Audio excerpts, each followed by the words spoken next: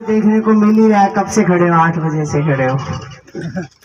Sorry, मैं वो रास्ता जानती नहीं थी ना, तो मैं लेट हो गई। तो मैं उसके लिए हाथ जोड़ के आपसे क्षमा मांगती हूँ कि माफ करना, आपको इतना इंतजार करना पड़ा। और ग्रामीण में जो, गांव में जो रिस्पेक्ट मिलती है ना, वो इतनी शहरों में नहीं मिलती। शहरों में तो हम ऐसे ही निकल जाते हैं, किसी के लिए मायने नहीं रखते कि हम मेडल आए हैं देश के लिए, या हम किसी समाज की बेटी है, या हम बेटियां हैं, उनको कोई फर्क नहीं पड़ता।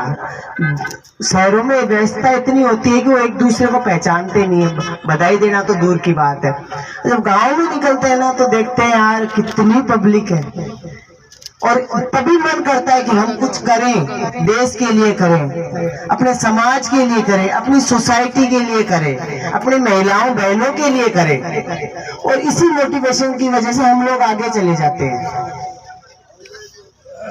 गांव का कल्चर आज भी वही जो पुराने टाइम में देखने को मिलता था, वो आज भी मिलता है।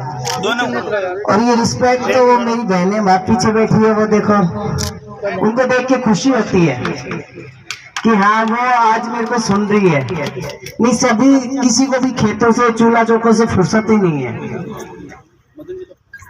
समाज के लिए मैं यही कहना चाहूंगी, बेटियों के लिए स्पेशली, कि सृष्टि की रचना महिलाएं करती है। महिलाएं कमजोर नहीं है। महिलाओं के बिना आंगन सुना है, संसार सुना है, देश सुना है। तो सर्वोपरि महिलाएं होती है, वो सबसे ताकतवर होती है। आप उसको नाजुक कहकर कमजोर मत बनाएं। मैं कमजोर नहीं हूं तो आने वाली पीढ़ी भी शायद कमजोर नहीं होगी। बॉडी बिल्डिंग पुरुषों का गेम समझा जाता है, महिलाएं उसमें नहीं जाती। ये मैंने इसलिए करके दिखाया कि मैं बेटा बेटी में फर्क खत्म कर सकूं, समाज और सोसाइटी की सोच को बदल सकूं। जहां लोग बेटों को देखते हैं, वहीं आज के जमाने में बेटियों को देखना शुरू करते हैं कि बेटियां किसी से कम नहीं है।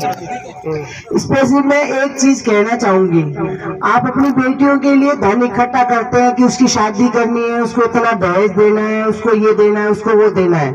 आज से मैं आपसे निवेदन करती हूँ कि आप दहेज में बेटियों को शिक्षा दीजिए, वो लाइफ टाइम का दहेज है। बाबा साहब कहते थे कि शिक्षा सबसे बड़ा धर्म है, शिक्षा सबसे बड़ा गहना है, शिक्षा सबसे बड़ा दहेज है। और सब, अगर इंसान शिक्षित नहीं होगा तो वो आगे नहीं जाएगा। आप 5-5 रुपए लिए अपने बेटियों के लिए बचाते हो, कहते हैं ना बेटी हो गई अब 1 रुपया बचाना शुरू कर दो। मैं कहती हूँ बेटी हो गई है, 1-1 रुपया आप बेटी को देना शुरू कर दो, वो आपका संसार का सब जगह में नाम रोशन करेगी।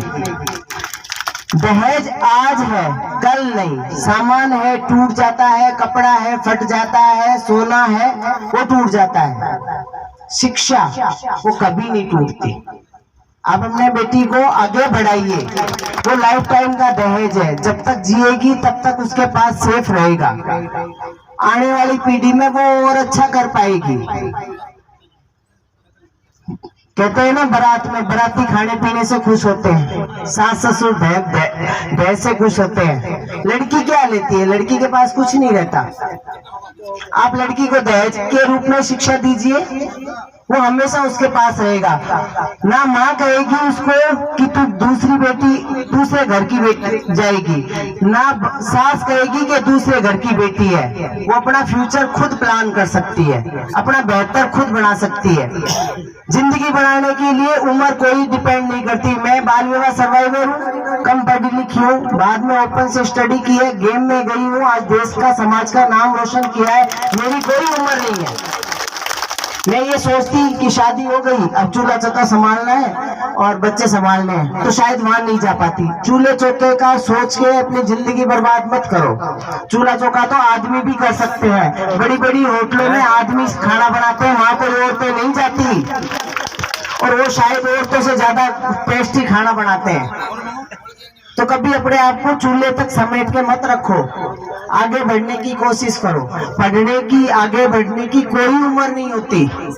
आप शक्तिशाली हो तो क्राइम से लड़ सकते हो, अपने खिलाफ हो रहे अत्याचार को रोक सकते हो।